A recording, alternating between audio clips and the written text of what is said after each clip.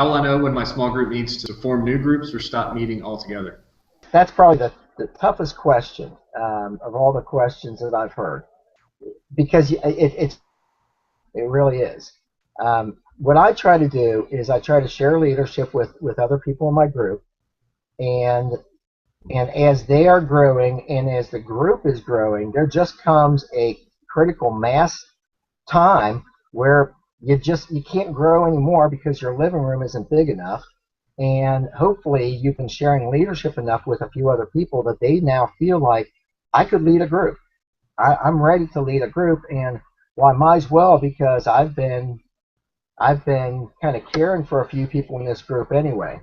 As a group gets larger, I think it's really important to start subgrouping.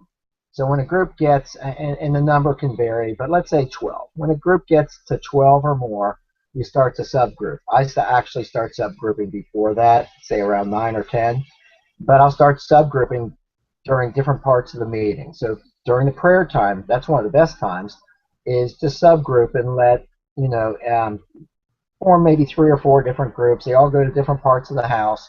And when you start doing that regularly and do it with the same people each week, and each group has sort of a leader of that little subgroup, there comes a time where the group starts getting really big that those subgroups start saying, well, we could meet down at my house. And then that's a natural time to subgroup.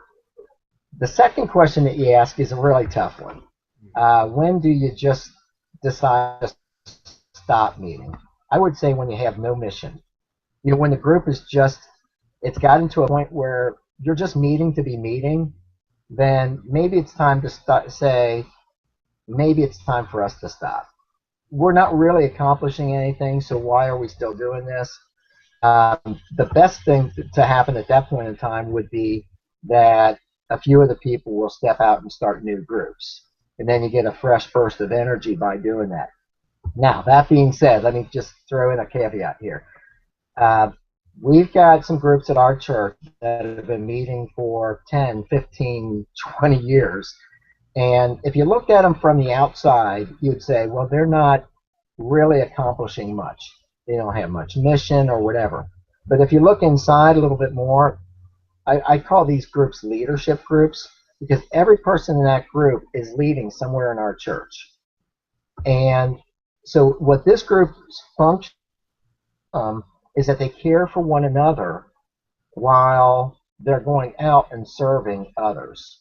And I think that's fine. They need a safe place to come and just sort of have a place where others are caring for them and they're caring for others in their group, even though they're really not reaching out to anybody else and they're not serving as a group. They're still serving as individuals. And I've told them, go ahead and keep meeting if it's working for you.